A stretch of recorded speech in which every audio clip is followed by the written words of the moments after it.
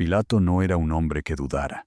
Era prefecto de Judea, representante del poder más grande que el mundo conocía en aquel momento, y los hombres como él no dudaban, administraban, juzgaban, firmaban, ejecutaban. Así funcionaba el Imperio Romano, con la precisión fría de una máquina que no necesitaba emociones para operar, solo eficiencia, solo orden, solo la certeza de que Roma siempre tenía la última palabra. Y sin embargo, hay un momento en la historia donde ese hombre, ese prefecto calculador que había sobrevivido años en una de las provincias más difíciles del imperio, hace algo que ningún análisis político puede explicar del todo. Escribe 4 palabras en 3 idiomas, las clava sobre la cabeza de un hombre moribundo, y cuando los líderes religiosos más poderosos de Jerusalén se acercan a pedirle que las cambie, él los mira y dice simplemente: lo que escribí, escribí. No hay negociación, no hay revisión, no hay política, solo esa frase, corta como un muro, que cierra la conversación para siempre. Permítete considerar esto por un momento. Poncio Pilato no era conocido precisamente por su integridad moral. Los textos históricos, incluyendo los escritos del filósofo judío Filón de Alejandría, lo describen como un hombre corrupto, cruel en ocasiones, y perfectamente dispuesto a ceder ante la presión política cuando la situación lo requería. Él mismo había cedido esa mañana. Había declarado inocente a ese hombre 3 veces. Había intentado liberarlo usando la costumbre de la Pascua. Había buscado cada salida disponible. Y al final, había cedido porque la multitud rugía y porque el trono de César pesaba más que su propia convicción. Ese mismo hombre que había cedido ante la presión en lo más importante, que había entregado a un inocente por conveniencia política, ese hombre, de repente, en el momento de escribir el título para la cruz, se vuelve inamovible, completamente inamovible. Y nadie, en siglos de lectura del Evangelio de Juan, parece haberse detenido lo suficiente frente a esa contradicción para preguntarse por qué. Hay algo que ocurre cuando lees ese pasaje con los ojos realmente abiertos, cuando te permites salir de la liturgia y entrar en el texto con la misma curiosidad con que entrarías en un manuscrito antiguo recién descubierto. El Evangelio de Juan, en su capítulo 19, describe la escena con una precisión que casi duele. Pilato mandó a escribir un título y lo puso sobre la cruz. Lo que estaba escrito era: Jesús Nazareno, Rey de los Judíos. Y muchos de los judíos leyeron este título porque el lugar donde Jesús fue crucificado estaba cerca de la ciudad, y el título estaba escrito en hebreo, en griego y en latín. 3 idiomas, 3 versiones del mismo texto. Y luego viene la reacción de los sumos sacerdotes, que se acercan a Pilato y le dicen: no escribas Rey de los Judíos, sino que él dijo: soy Rey de los Judíos. Y Pilato responde con esa frase que quedó grabada en la historia: lo que escribí, escribí. Los eruditos han discutido durante siglos el significado político de esa inscripción. Algunos dicen que era una burla de Roma hacia los judíos, un mensaje cifrado que decía: miren lo que le pasa a sus reyes. Otros dicen que era una declaración legal, el crimen por el que el hombre había sido ejecutado, como era costumbre en las crucifixiones romanas. Otros hablan de la ironía evangélica, de cómo el Evangelio de Juan construye ese momento como una proclamación involuntaria de la verdad más profunda. Todas esas lecturas son válidas, todas tienen su lugar, pero hay una dimensión de este texto que casi nadie ha explorado públicamente. Una dimensión que vive en el idioma original, en el hebreo de esas 4 palabras que Pilato eligió para describir al hombre colgado de la madera, y que cuando se lee con los ojos del mundo hebreo, del mundo en el que esa inscripción tenía que ser comprendida por quienes pasaban, produce algo que no tiene nombre en ningún idioma moderno. Produce esa sensación que solo existe cuando algo demasiado preciso para ser casualidad se revela de repente, como si el tejido del tiempo hubiera estado esperando que llegaras a ese momento para mostrarte lo que siempre estuvo ahí. Las 4 palabras en hebreo son estas: Yeshua Hanatzri Bemelech HaYehudim, Jesús el Nazareno, y Rey de los judíos. En hebreo, como en muchos idiomas semíticos, las primeras letras de las palabras tienen un peso simbólico enorme. No era un ornamento literario, era parte de la estructura misma del pensamiento hebreo, de la forma en que ese pueblo entendía el lenguaje como algo vivo, como un organismo en el que cada letra tenía una función, un sonido, un número, un significado que iba más allá de la superficie. Los escribas, los sacerdotes, los rabinos, todos leían los textos en múltiples capas simultáneamente. Una era la capa literal, lo que el texto decía. Otra era la capa alegórica, lo que el texto representaba. Otra era la capa moral, lo que el texto enseñaba. Y había una cuarta capa, llamada en la tradición rabínica el nivel del Sod, que era el nivel oculto, el nivel donde el lenguaje revelaba verdades que no podían ser dichas directamente, solo insinuadas, solo estructuradas de tal forma que quien tuviera oídos para escuchar, escuchara. Yeshua Hanatzri Bemelech Hayehudim. Toma las primeras letras de cada una de esas 4 palabras en hebreo. La primera letra de Yeshua es Yod. La primera letra de Hanatzri es He. La primera letra de Bemelech es Vav. La primera letra de Hayehudim es He. Yod, He, Vav, He. Permítete detenerte en eso, porque esas 4 letras, en ese orden exacto, no son una coincidencia tipográfica, no son un accidente de la gramática, no son un producto del azar lingüístico de un prefecto romano, escribiendo en un idioma que no era el suyo. Esas 4 letras son el nombre más sagrado de la tradición hebrea. Son el Tetragramaton. Son el nombre que Dios reveló a Moisés en el desierto, el nombre que los sacerdotes pronunciaban una sola vez al año en el lugar más sagrado del templo, el nombre que los escribas, cuando lo copiaban en los manuscritos, debían escribir con una pluma nueva, con las manos limpias, con el alma preparada. El nombre que la tradición judía considera tan sagrado, que durante siglos no se pronunció en voz alta, reemplazado por Adonai, por Hashem, por cualquier otra palabra que funcionara como velo entre la boca humana y esa realidad que las 4 letras contenían.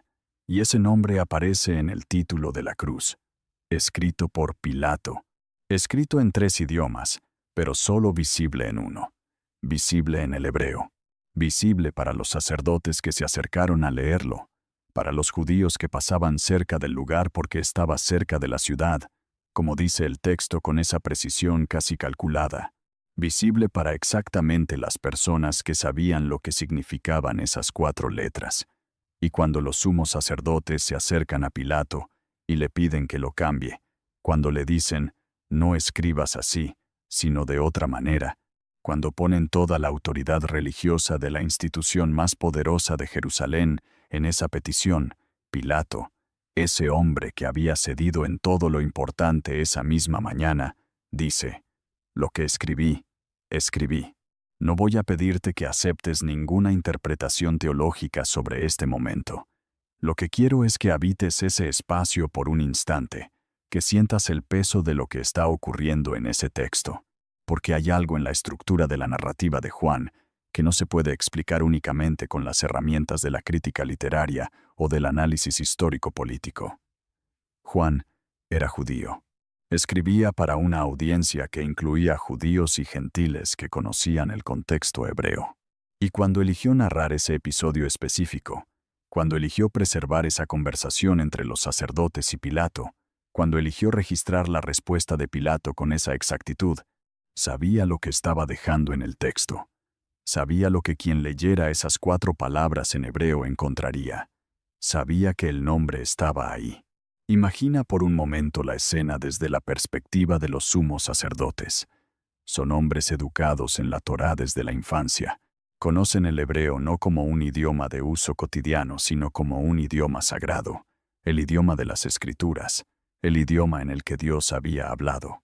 Cuando se acercan a leer esa inscripción y ven las 4 letras iniciales de esas 4 palabras formando ese nombre, lo que sienten no es simplemente incomodidad política, Lo que sienten es algo que está en el límite entre el terror sagrado y la rabia profunda. Porque ese nombre no se usaba así.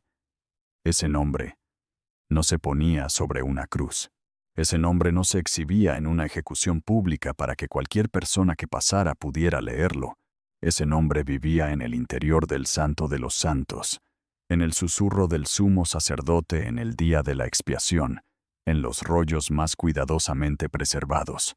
Y de repente estaba ahí, en madera, clavado sobre un hombre muerto o moribundo, a la entrada de la ciudad, en el idioma del pueblo, para que todos lo vieran. Eso explica la urgencia. Eso explica por qué los sacerdotes no simplemente se molestaron, sino que fueron directamente donde Pilato. Eso explica la intensidad de esa pequeña conversación, que Juan preservó con una economía de palabras que solo hace el texto más poderoso. No era solo política. Era algo más antiguo. Era el contacto de lo sagrado con lo que no debía tocarlo. O quizás, dependiendo de cómo leas el texto, era el cumplimiento de algo que había sido prometido desde mucho antes de que Pilato existiera, desde mucho antes de que Roma existiera. Desde los primeros días en que ese nombre fue revelado a un hombre en el desierto, frente a una zarza que ardía sin consumirse. Para entender todo el peso de esto, necesitamos ir mucho más atrás. Necesitamos ir al momento en que ese nombre fue pronunciado por primera vez, o más precisamente, al momento en que fue revelado como nombre, porque hay algo extraordinario en la historia del Tetragramatón, que los siglos de tradición religiosa, tanto judía como cristiana, han oscurecido con capas de reverencia tan densas que a veces es difícil ver el texto original con claridad. Moisés está en el desierto, en el monte Horeb, y ve una zarza que arde sin consumirse. Se acerca porque la visión lo atrae, y desde la zarza llega una voz que le habla, que lo llama por su nombre, que le dice quién es, que le dice lo que va a pedirle que haga.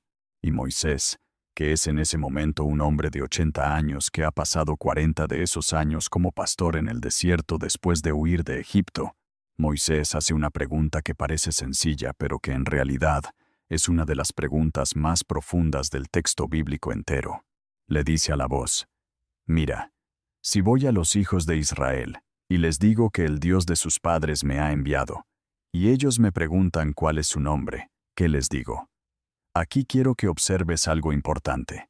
Moisés no pregunta quién eres, no pregunta qué quieres, no pregunta cómo voy a hacer esto, pregunta por el nombre.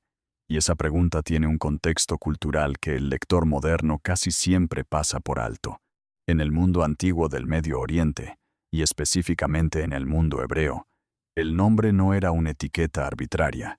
El nombre era la esencia. El nombre era la naturaleza. Conocer el nombre de algo o de alguien era entender lo que ese algo o alguien era en su profundidad más fundamental.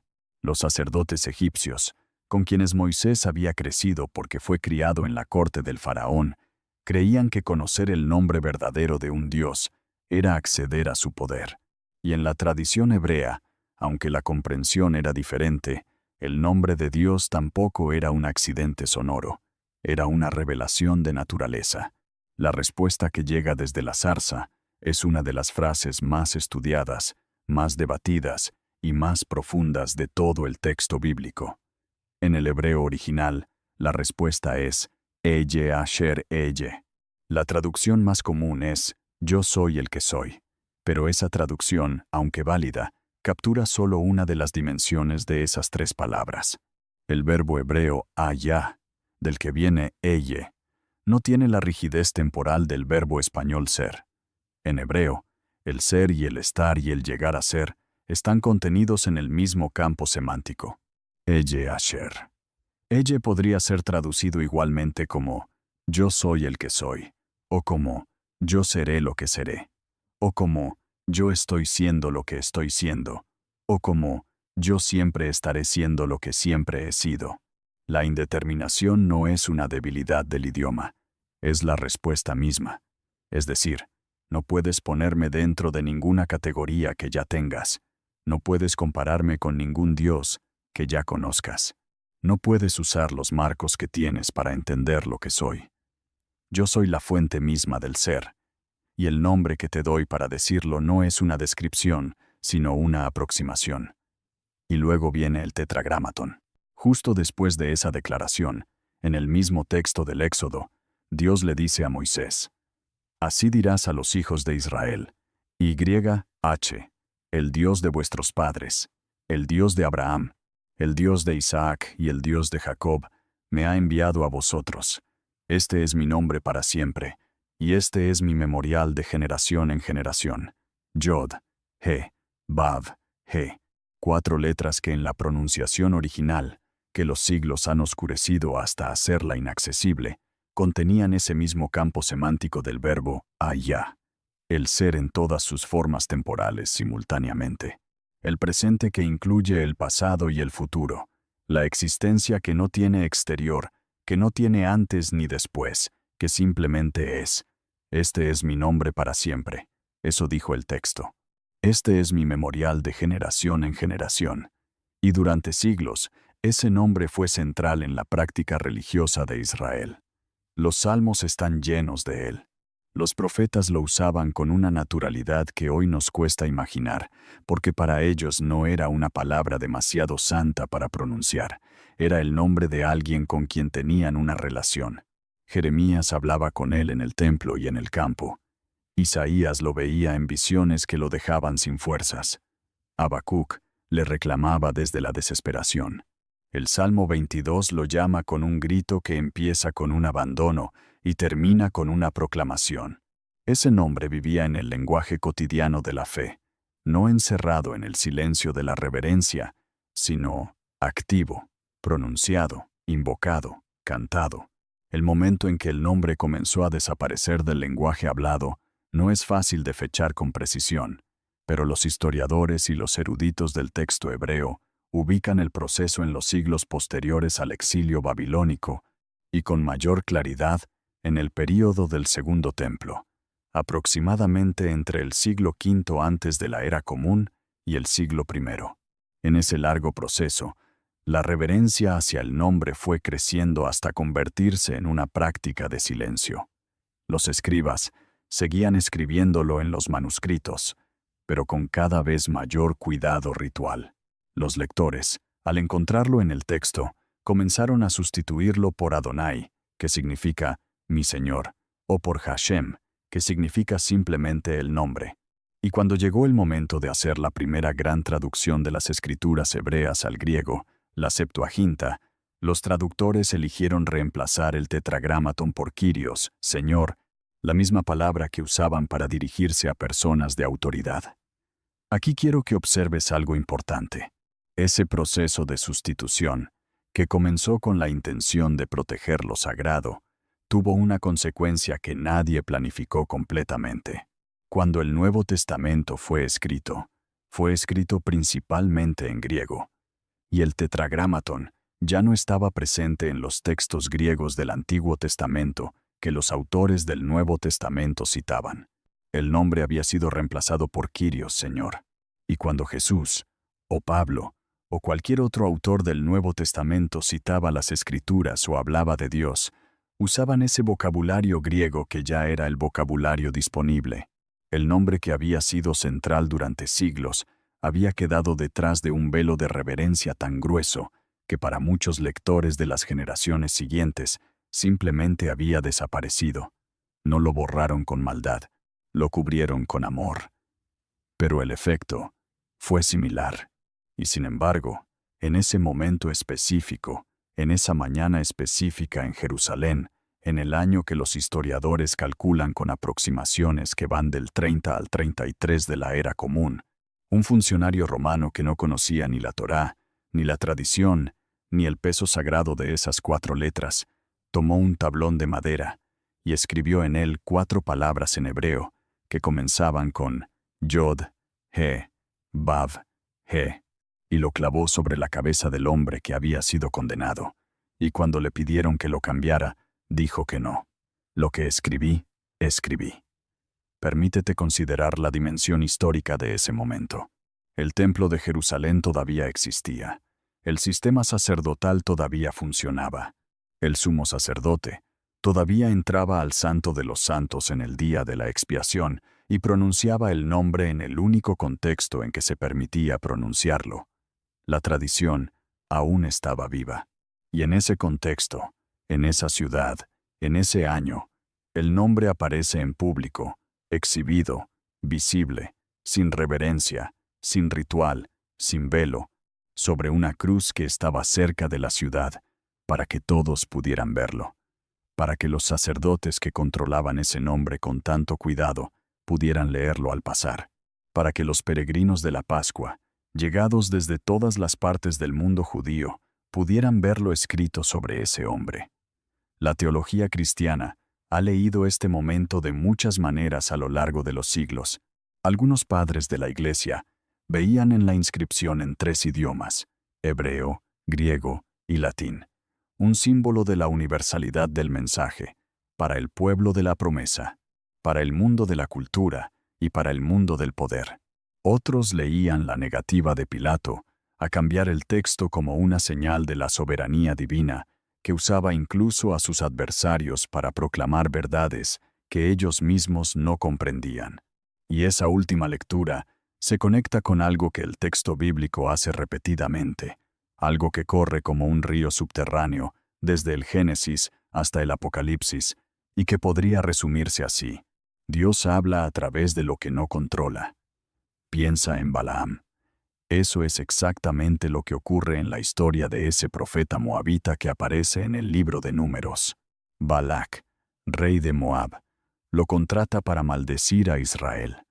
Balaam acepta el encargo, pero antes de partir, recibe instrucciones de no ir. Luego, recibe instrucciones de ir, pero de decir solo lo que se le diga. Y cuando finalmente llega al lugar desde donde debe pronunciar la maldición, abre la boca y salen bendiciones. 4 veces. 4 oráculos que, en lugar de maldecir a Israel, lo bendicen con palabras que los escritores del Nuevo Testamento entendieron como proféticas, incluyendo esa frase sobre la estrella que saldría de Jacob. Balaam no quería decir eso. Balac no quería escuchar eso. Pero el texto lo registra como algo que Balaam fue obligado a pronunciar sin comprenderlo del todo. La tradición bíblica está llena de ese patrón. El Ciro de Isaías, el rey persa que no conocía al Dios de Israel y sin embargo fue llamado por ese nombre en la profecía, el ungido, el Mesías, el que iba a liberar al pueblo del exilio babilónico. Caifás, el sumo sacerdote que en el Evangelio de Juan dice que es mejor que un hombre muera por el pueblo a que toda la nación perezca, y el mismo Juan comenta que Caifás no dijo eso por su propia voluntad, sino que siendo sumo sacerdote, ese año profetizó sin saberlo. Y aquí, Pilato, un hombre que no creía en el Dios de Israel, que no sabía qué significaban esas 4 letras, que eligió esas 4 palabras en hebreo porque eran las palabras que expresaban el cargo del condenado, y que al escribirlas, formó el nombre que ese mismo hombre había pronunciado toda su vida, el nombre que sus discípulos usaban para orar, el nombre que los profetas habían llenado de contenido durante siglos. Lo que escribí, escribí. Esa frase tiene un peso que crece cuanto más tiempo le das.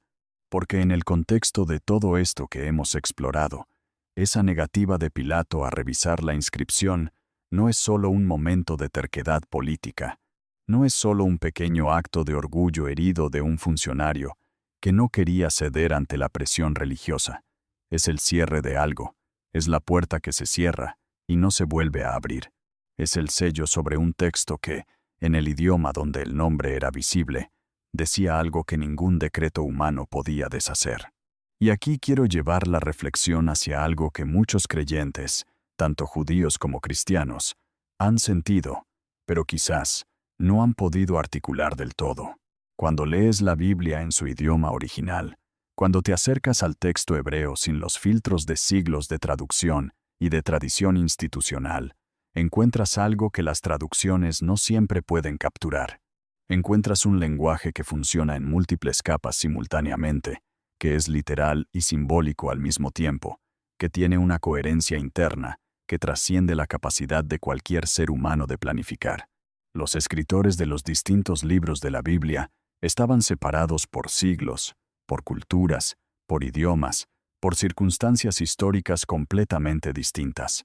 Y sin embargo, cuando lees el texto completo, cuando lees el Génesis junto con el Evangelio de Juan, cuando lees el Éxodo junto con la carta a los Hebreos, cuando lees los Salmos junto con el Apocalipsis, encuentras estructuras de sentido que se responden entre sí con una precisión que desafía la explicación puramente humana. El nombre es uno de esos hilos que atraviesan el texto completo. Aparece en el Génesis cuando los hombres comenzaron a invocar el nombre de Yah-Tableh. Aparece en el Éxodo como revelación fundamental de la naturaleza divina. Aparece en Levítico como algo que no se puede profanar. Aparece en Deuteronomio como algo que habita en el templo.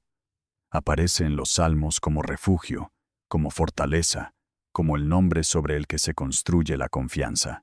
Aparece en los profetas como el centro de la identidad del pueblo y como el sello de las promesas futuras.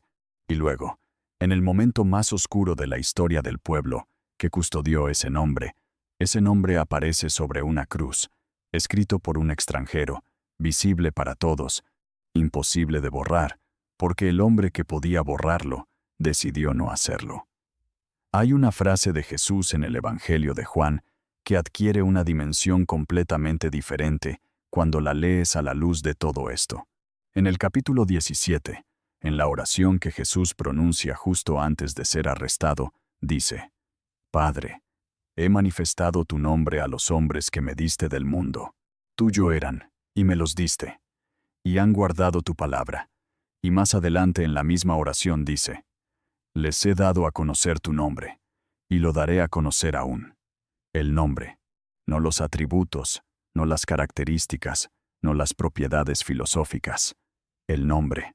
Y en el contexto del mundo hebreo en que esas palabras fueron pronunciadas, manifestar el nombre de Dios no era simplemente hablar de Dios, era revelar su naturaleza, su carácter, su presencia. Era hacer visible lo que estaba velado. Permítete considerar esto desde una perspectiva diferente. El nombre que Moisés recibió en el desierto, el nombre que estaba en el corazón de la identidad de Israel, el nombre que había sido velado por siglos de reverencia creciente, el nombre que los sacerdotes custodiaban con tanta seriedad que preferían morir antes de profanarlo. Ese nombre, en la tradición cristiana, es el nombre que Jesús vino a manifestar. No como una pronunciación fonética, no como un sonido recuperado, sino como una revelación de naturaleza. Porque el tetragramatón no era solo un nombre en el sentido fonético, era la afirmación de una forma de ser, el que es, el que siempre ha sido, el que siempre será. Y si hay algo que el Nuevo Testamento afirma consistentemente sobre Jesús, desde el prólogo del Evangelio de Juan hasta el último capítulo del Apocalipsis, es exactamente eso. El Evangelio de Juan comienza con una de las frases más densas de toda la literatura religiosa del mundo. En el principio era el Verbo, y el Verbo era con Dios, y el Verbo era Dios. Ese principio no es solo cronológico. En el hebreo de la Torá, el Génesis comienza con Bereshit, que no significa simplemente al principio, sino en el principio, en el fundamento, en la cabeza de todas las cosas. Y Juan usa esa resonancia deliberadamente. Está diciendo que el Verbo, el Logos, el que vino al mundo y habitó entre nosotros, estaba en ese lugar fundacional donde el ser mismo comenzó, el que es antes de que algo sea. Y cuando Jesús, en el Evangelio de Juan, usa la construcción yo soy en ciertas frases, la construcción griega ego eimi, está usando exactamente las mismas palabras que la Septuaginta usó para traducir el Eye Asher, Eye de la zarza ardiente. Yo soy el pan de vida, yo soy la luz del mundo, yo soy la puerta, yo soy el buen pastor, yo soy la resurrección y la vida, yo soy el camino, la verdad y la vida, yo soy la vid verdadera.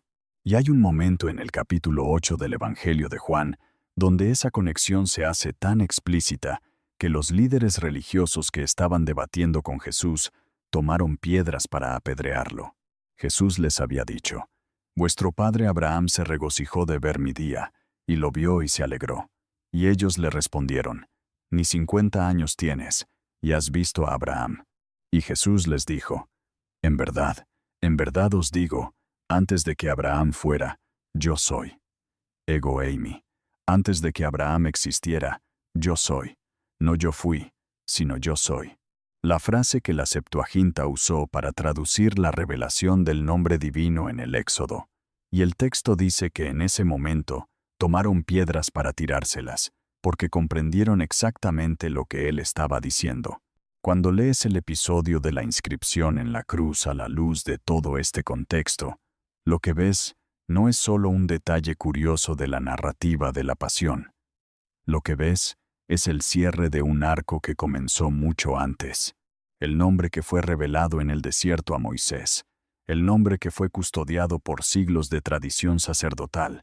El nombre que había sido velado por décadas de reverencia creciente. Ese nombre aparece sobre la cruz escrito por una mano que no sabía lo que estaba haciendo, visible para quienes tenían los ojos para verlo. Imposible de borrar, porque el hombre que podría haberlo borrado, dijo que no. Y ese mismo nombre es el nombre que Jesús dijo haber manifestado, el nombre que prometió que seguiría dando a conocer, el nombre que en la carta a los Filipenses Pablo dice que Dios le dio, el nombre que es sobre todo nombre, para que en el nombre de Jesús se doble toda rodilla. Aquí quiero que observes algo que la mayoría de los lectores del texto no ha visto nunca, o no ha visto con claridad suficiente. En el hebreo de Yeshua, el nombre Jesús en su forma original, está contenida la misma raíz que contiene el tetragramatón. Yeshua viene de Yehoshua, que a su vez viene de dos componentes. El primero es el nombre divino, IHWH. El segundo es el verbo yasha, que significa salvar, liberar, rescatar. Yehoshua, Josué, Jesús, literalmente significa YHWH es salvación, o el que YHWH salva. El nombre del que fue colgado en la cruz ya contenía dentro de sí el nombre que Pilato escribió sobre él sin saberlo. El nombre dentro del nombre. La raíz dentro de la raíz. Esta no es una sutileza que los contemporáneos de Jesús desconocieran. Era parte del lenguaje. Era parte del mundo en que vivían. Cuando el ángel le dijo a José en el sueño que llamara al niño Jesús porque él salvaría a su pueblo de sus pecados, esa conexión entre el nombre y la acción que el nombre anunciaba era inmediata para cualquiera que viviera en ese mundo lingüístico. El nombre ya decía lo que él haría, y lo que haría lo definía en términos del nombre que nadie pronunciaba, pero que todos portaban en la memoria colectiva como el nombre que sostenía toda la creación. Los 4 evangelios tienen formas distintas de narrar los eventos de la pasión, y esa pluralidad de perspectivas es en sí misma una señal de autenticidad histórica. Los testigos de un mismo evento narran lo que vieron desde donde lo vieron, y ningún relato es idéntico a los demás, porque ningún testigo es idéntico a los demás. Pero hay un elemento que los 4 evangelios comparten en su narración de la crucifixión, aunque con distintos niveles de detalle. Todos 4 mencionan la inscripción sobre la cruz. Mateo la llama el título de su acusación. Marcos la llama el título de su causa. Lucas dice simplemente que había una inscripción. Y Juan es el único que da la inscripción completa con los 3 idiomas, y el único que registra la conversación entre los sacerdotes y Pilato, y la negativa de Pilato a cambiarla. Como si Juan, el discípulo que estuvo al pie de la cruz, el único que estuvo presente físicamente en ese momento, hubiera visto algo en esa escena que los demás no podían narrar de la misma manera porque no habían estado ahí para verlo con sus propios ojos. Juan tenía formación judía. Juan conocía el hebreo. Juan sabía leer las letras iniciales de las palabras de la inscripción, y Juan eligió preservar ese detalle con una precisión que no tiene paralelo en los otros 3 evangelios. No lo explica. No hace ningún comentario sobre el nombre que se formaba en las primeras letras. Simplemente lo pone ahí, con la tranquilidad de quien sabe que el texto habla por sí solo a quien tiene oídos para escuchar. Y eso es exactamente lo que hace el cuarto nivel de interpretación del texto hebreo, el nivel del sod, el nivel oculto. No grita, susurra. Está ahí para quien se acerca lo suficiente. Permítete pensar en lo que esto significa para la forma en que leemos la Biblia. La mayoría de nosotros la leemos en traducción, y eso no es un defecto, es una realidad inevitable. No todos pueden leer hebreo o griego, y las traducciones han sido hechas con honestidad y con cuidado por personas que dedicaron sus vidas a ese trabajo. Pero la traducción siempre es una aproximación. Siempre hay algo que no puede cruzar el puente de un idioma a otro sin perder alguna dimensión del original. El humor no siempre cruza, la ironía no siempre cruza, la estructura sonora no siempre cruza, y las capas de significado que viven en la forma de las palabras, en sus raíces, en sus letras iniciales, en sus resonancias con otros textos del mismo corpus, esas capas casi nunca cruzan, porque no tienen equivalente en ningún otro idioma. Lo que ocurre con la inscripción de Pilato es que esa dimensión del texto, esa capa que vive en las primeras letras de las palabras hebreas, es literalmente invisible en cualquier traducción. Nadie que lea el texto en español, en inglés, en alemán, en portugués, puede ver el nombre que se forma en las iniciales de las 4 palabras. El texto tiene que estar en hebreo para que eso sea visible. Y el hecho de que el Evangelio de Juan especifique que la inscripción estaba escrita en hebreo es lo que hace posible ver lo que está ahí. Juan no lo dice por un detalle etnográfico casual, lo dice porque es relevante, porque en ese idioma específico, en ese texto específico, hay algo que los otros idiomas no pueden mostrar.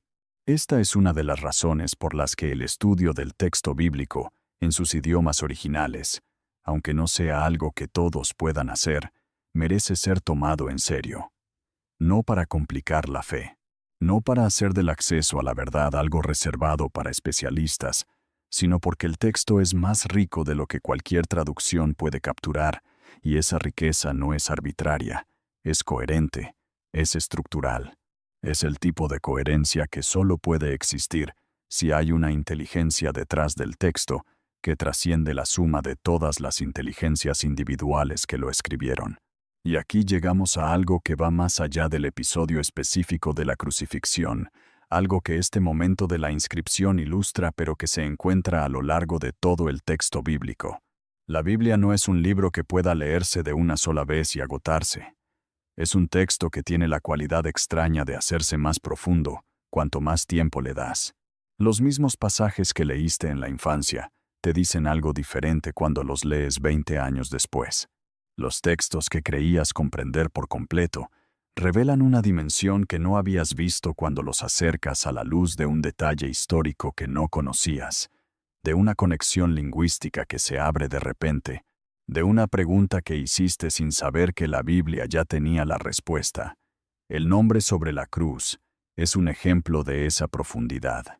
Es un detalle que lleva 2000 años en el texto, visible para quien sabe dónde mirar, invisible para quien no tiene los instrumentos para verlo.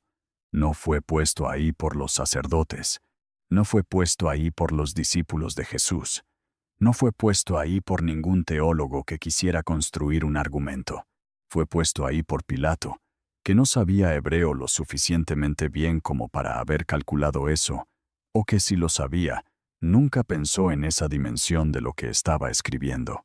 Fue puesto ahí por una concatenación de circunstancias históricas que produjo ese texto específico, con esas palabras específicas, en ese idioma específico, en ese momento específico, y fue preservado por Juan, que lo vio con sus propios ojos, que lo escribió con sus propias manos, que decidió incluir ese detalle de la conversación entre los sacerdotes y Pilato, porque sabía que era importante preservarlo, que no lo explicó, porque no había nada que explicar para quien leyera el texto con los ojos del mundo hebreo, y que nos lo dejó aquí, después de 2000 años, para que nosotros, que leemos en una época completamente diferente, en idiomas completamente diferentes, podamos acercarnos a ese texto y encontrar lo que Él dejó ahí para nosotros. Lo que escribí, escribí. Esa frase de Pilato resuena de una manera completamente diferente cuando entiendes todo lo que ella contiene. No es la frase de un funcionario terco, no es la frase de un político que defiende su ego. Es, aunque Pilato nunca lo supiera, la frase de un instrumento, la frase de alguien que fue usado para hacer algo que estaba más allá de su comprensión, como Balaam fue usado para bendecir en lugar de maldecir, como Caifás fue usado para profetizar sin saber que profetizaba, como Ciro fue llamado ungido sin saber lo que ese título significaba. La historia está llena de personas que participaron en algo que solo adquirió su pleno significado desde la distancia del tiempo o desde la perspectiva de quien conoce el texto completo. Y nosotros somos quienes conocemos el texto completo, o al menos podemos acercarnos a él con esa intención. Podemos leer el Éxodo y el Evangelio de Juan juntos. Podemos ver el nombre revelado en el desierto y el nombre visible sobre la cruz como parte de la misma historia. Podemos leer la inscripción de Pilato con los ojos que la generación de Juan tenía, los ojos que veían el hebreo y que sabían lo que significaban esas 4 letras iniciales. Y cuando lo hacemos, cuando nos permitimos ese nivel de lectura, algo cambia. No cambia la fe en el sentido de que la reemplaza por otra cosa. La profundiza, la ancla en algo más sólido que la emoción del momento, en algo más permanente que la experiencia individual, en algo que ha estado en el texto durante 2000 años esperando que alguien llegara a leerlo de esta manera. Hay un salmo, el Salmo 83, que en su versículo 18, en la versión hebrea, dice algo que las traducciones modernas han manejado de maneras diversas. El texto hebreo dice que el nombre del Eterno, el nombre de YHWH, es el único nombre sobre toda la tierra, el nombre que está sobre todo nombre. Y en la carta a los Filipenses, en uno de los textos más densamente teológicos de todo el Nuevo Testamento, Pablo escribe que Dios exaltó a Jesús y le dio el nombre que es sobre todo nombre, para que en el nombre de Jesús se doble toda rodilla. 2 textos separados por siglos, 2 autores que no se conocieron, 2 momentos históricos completamente distintos, pero el mismo hilo, el mismo nombre, el mismo gesto de señalar hacia algo que está por encima de toda categoría humana. Imagina por un momento lo que sintieron aquellos sacerdotes cuando se alejaron de Pilato, habiendo recibido esa negativa. Habían pedido un cambio que les parecía razonable, que parecía simplemente una corrección de precisión histórica o de registro legal. Y Pilato, sin saber por qué, sin haber razonado teológicamente lo que estaba diciendo, les había cerrado la puerta. El nombre permanecería en la madera. El nombre permanecería en el hebreo. El nombre permanecería sobre la cabeza de ese hombre hasta que el madero fuera bajado y el cuerpo fuera llevado a la tumba. Permanecería en el texto de Juan. Permanecería en la memoria de los que habían estado ahí. Permanecería en el registro histórico que 2000 años después todavía podemos leer. Ese es el tipo de permanencia que el texto bíblico tiene. No la permanencia de lo que fue conservado porque alguien poderoso lo protegió, sino la permanencia de lo que sobrevivió, a pesar de todo lo que se interpuso en su camino, a pesar de los imperios que cayeron, a pesar de las tradiciones que se endurecieron, a pesar de los siglos que pasaron, a pesar de las traducciones que capturaron lo que pudieron y dejaron atrás lo que no podía cruzar, el texto sobrevivió. Y en el texto, el nombre sobrevivió. Yod, Vav, Yeshua, Hanatzri, Vemelech, Hayehudim. El nombre que estaba en el nombre del hombre que colgaba de la cruz. El nombre que el prefecto escribió sin saber lo que escribía. El nombre que los sacerdotes pidieron que borrara. El nombre que permaneció porque el hombre que podía borrarlo dijo que no. Cuando los discípulos llegaron a entender todo esto, cuando la tarde del primer día de la semana y las semanas siguientes fueron abriendo ante ellos la comprensión de lo que había ocurrido, cuando comenzaron a releer las Escrituras con los ojos de lo que habían vivido, el texto hebreo completo debió haberles aparecido de una manera completamente nueva. como si hubieran estado leyendo un mapa, en el que de repente encontraban el lugar donde estaban parados y veían que todos los caminos del mapa llevaban exactamente ahí. Los profetas que hablaban del siervo sufriente. Los salmos que describían una experiencia de abandono y de confianza que coincidía demasiado precisamente con lo que habían visto. El Éxodo que hablaba de un rescate de la esclavitud que ahora entendían en una dimensión que iba más allá de Egipto. Y la inscripción sobre la cruz, que en su idioma original contenía el nombre que estaba en el centro de todo, el nombre que era la clave de lectura del texto completo, el nombre que daba coherencia a lo que de otro modo sería una colección de textos dispersos de un pueblo pequeño en una provincia del Imperio Romano. El Evangelio de Juan comienza en el principio y termina con un discípulo al que Jesús amaba parado junto a una tumba vacía, y en el centro de ese arco narrativo está la cruz con su inscripción, el nombre sobre la madera, el nombre sobre el que se construyó la fe de quienes lo leyeron y entendieron lo que decía.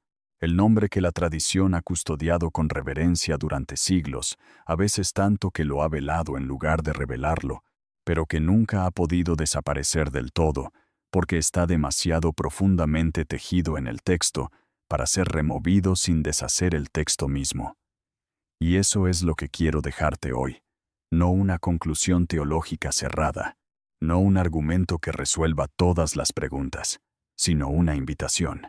Una invitación a acercarte a la Biblia, con la misma disposición que tendría alguien que descubriera que el libro que ha leído 20 veces tiene una dimensión que nunca vio, porque siempre lo leyó demasiado rápido, o porque siempre lo leyó a través de los ojos de alguien más, o porque nunca tuvo los instrumentos para ver lo que estaba en la superficie del texto esperando ser visto. El nombre está ahí. Yeshua, Hanatzri, Bemelech, HaYehudim. Las primeras letras te dicen lo que el texto completo, desde el Génesis hasta el Apocalipsis, afirma de diferentes maneras, con diferentes voces, en diferentes momentos históricos. Y esa coherencia, ese tejido que conecta el nombre revelado en el desierto con el nombre escrito sobre la cruz, ese tejido que atraviesa siglos y culturas e idiomas y circunstancias históricas completamente distintas, ese tejido es el argumento más sólido que conozco para tomarse la Biblia en serio, no como un documento de fe de una comunidad particular, sino como un texto que tiene una inteligencia detrás, que trasciende la suma de todas las inteligencias que lo escribieron. Lee el capítulo 19 de Juan, lee el capítulo 3 del Éxodo, léelos juntos, léelos como si fueran páginas del mismo libro, porque lo son. Lee el nombre que Moisés recibió en el desierto y el nombre que Pilato escribió sobre la madera. Y luego lee esa frase: lo que escribí, escribí, con los oídos de alguien que ha escuchado todo lo que hemos explorado juntos en este tiempo. Lo que fue escrito, fue escrito. Lo que fue revelado, fue revelado. Lo que estaba en el principio, está en el nombre. Y el nombre está en el texto, esperando que te acerques lo suficiente para verlo.